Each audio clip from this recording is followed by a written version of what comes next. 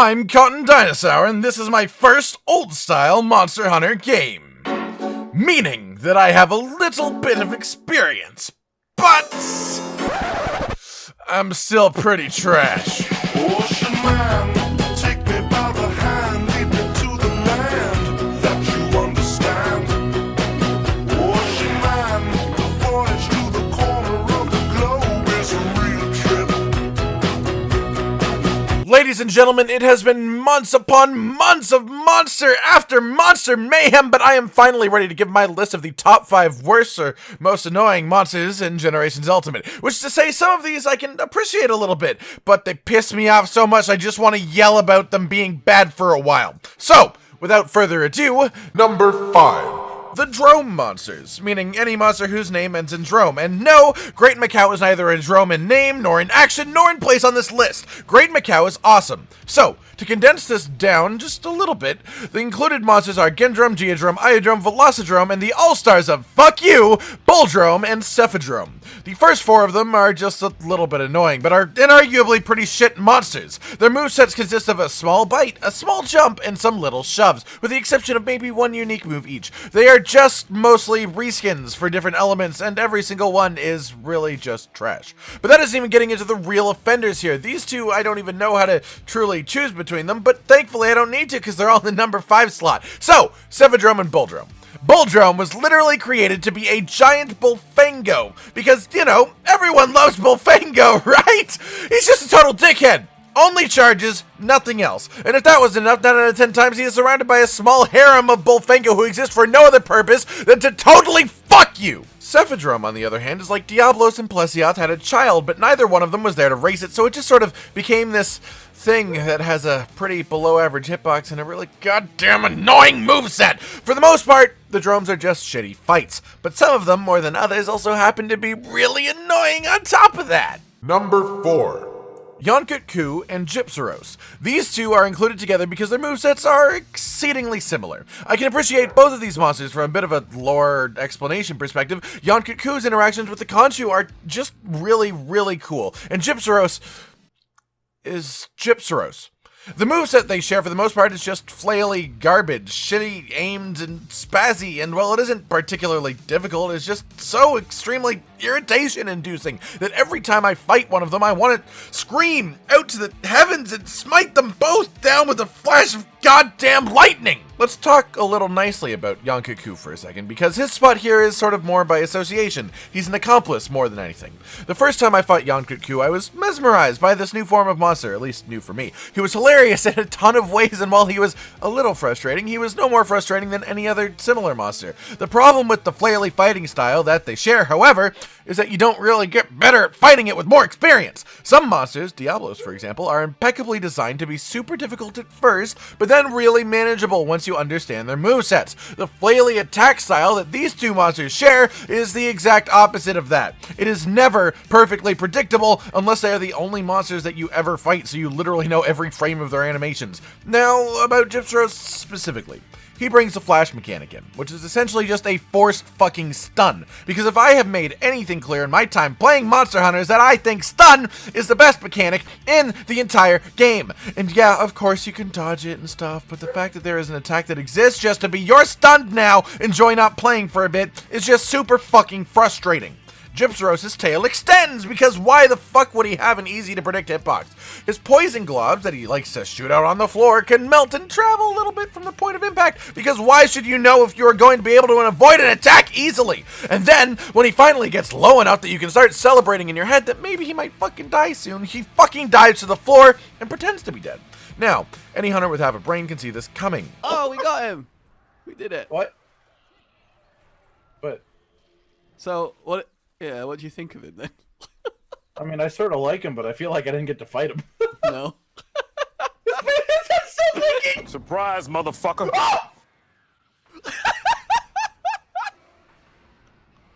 I believed you! if they have fought him before and aren't being misdirected by an experienced hunter. Now, this would be fine if the trade-off was just, hey, if you realize what's happening, you can get some free damage on this creature that you'd love not to fight at all, but it isn't. It lasts a small number of seconds, and then he does the ultimate flaily attack and just hits a full 360-degree area around him with his tiny little boot that will ruin whatever advantage you were trying to make of the shitty situation. So in actuality, it ends up being a point in the fight that you just sort of have to stay the fuck away from him. Maybe get 1 or 2 hits in at most, and it's just a total waste of time. Oh, and by the way, he steals your fucking items if he hits you with his mouth. And in case you couldn't tell, this slot is 90% Gypsyros. Kaku is only really included because of the sheer number of moves that they share, which, as an archetype, is infinitely infuriating. But as an individual fight, Gypsyros just takes the actual cake. Literally, if you happen to be carrying cake! This one's a piece of cake. Number 3. Crystalbeard Uragon. Hey man, don't knock Uragon. He may be a bit of a rough fight, but he's a decent monster, you know? I'm not knocking Uragon, actually. Though I do have my own feelings about Uragon himself, none of them are strong enough to put him on this list by themselves. In fact, the fighting style of the Uragons in general has very little to do with why Crystalbeard is here. This list is for the worst and most annoying monsters, and I can't ignore the fact that Crystalbeard is literally the worst deviant in the entire game. He has like one change in his moveset from regular Uragon, and isn't even a proper fight affecting change, really. Just sleepy crystals pooping out from the tutor rather than explosive rocks. And yes, I'm aware that he does not defecate from his tail, but that was fun to say, so fuck you.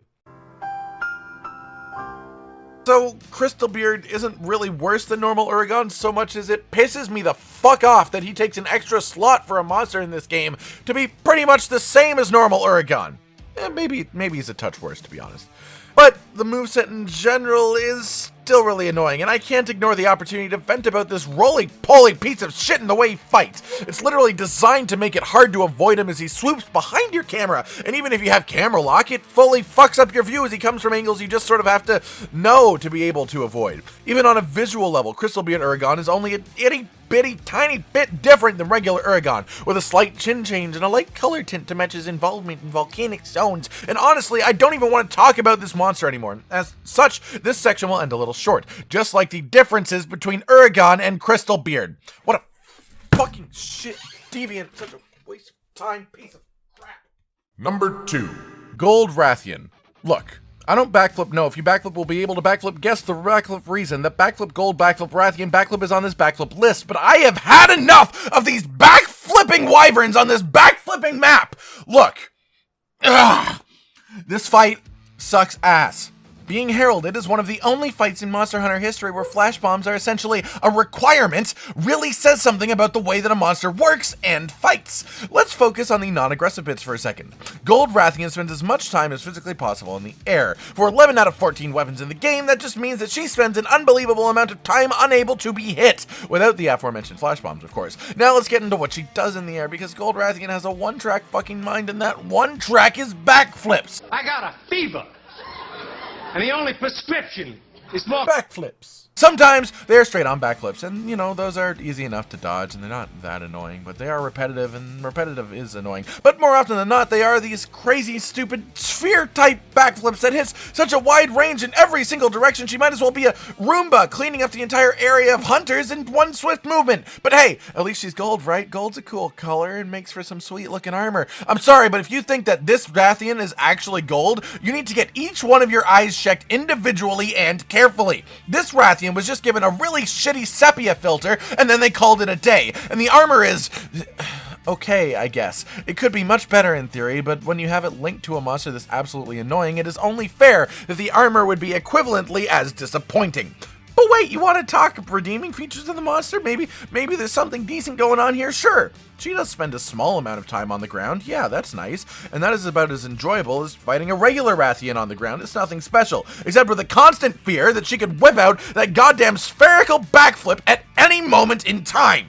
Without an extraordinary amount of flash bombs, this fight is as close to hell as a hunter can get. With an extraordinary amount of flash bombs, this fight is still annoying as hell. So yeah, this list, absolutely perfect spot for good old Gold Ratheon right here. Number 1. Plesioth. Yeah, that's right. The Mac Daddy of the monster that I think is the worst in world. Duratidos, Giuretados. Jawalrus take one dude, Booty Quay. Is the monster that I think is the worst in Generation Ultimate. And I wonder fucking why. His hips expand outwards for many, many meters, both up and down, surrounding his environment and making it near impossible for anyone nearby to not get smacked in the face. No, it's not just the hips, it's also the tail swipe. These two attacks have the most egregious offensive shitty hitbox I have seen in a Monster Hunter game, and according to Hunter's more experience than myself, this game has the best version of his hitbox that has ever existed. That's a joke, right? It can't be worse than this. That's not physically possible. Hitbox is shit. Let's forget that, because that can be fixed, right? That's just a hitbox. That's a shitty implementation, not a shitty design, right? You can fix that. Sleep bites. This one's sort of minor. I like the idea of it for a monster in general. It changes up the fight. It adds a layer. But this guy already has water beam, so that's enough for the fucking elements, you know? Unless you're a sadistic game designer who only wants to see pain. But wait! There's more! Don't even get me started on the mistake of not bringing a sonic bomb to fight Plesioth. Yeah, sure, this is a preparation mistake in its barest form, but let's be honest, no preparation mistake should leave you this frustrated. Prep is supposed to make a fight easier, not be the thing that lets you fight something in the fucking first place. Plesioth will just fucking stare at you while he swims around like the fishy bastard he is, even changing zones while you are 10 feet from him because he just doesn't care that you want to start the fight. Hell, I once had him change zones 3 times while I was staring at him in a tiny pool before he decided I was worth coming out and fighting. Each of the things I've mentioned are honestly unbelievably annoying and shitty on their own. Unfortunately, they're not on their own, and are compiled into this one low texture quality piece of shit who doesn't even know the meaning of taking a break unless that break is your spine 10 feet away from his attack. Hell, the first time that I fought this fucker was no joke. Most monsters you can get a bit of a handle on from a slight distance, see their attacks, their attack patterns even, and get an idea for how to dodge and stay safe when you're up close and personal. Maybe even find a place where you can be safe when you're standing next to them. Plesioth is an absolute exception to this rule. You cannot predict how you could die to him, because just when you are 100% sure that you are safe from that hip check, you will learn about his particular set of skills. He will find you and he will kill you, all without moving from where he's standing. I swear, this guy has higher damage blasts of air than Kushala Daora, except they also travel instantly and have no visual effect. I've decided Plesioth doesn't have a shitty hitbox. He just attacks with such velocity that the air around him is lethal. Alright. I've been Cotton Dinosaur, and this has been my list of the top 5 worst and most annoying monsters in Monster Hunter Generations Ultimate. Like if you liked the video, subscribe for more, and most importantly, ladies and gentlemen, until next time, stay sweet.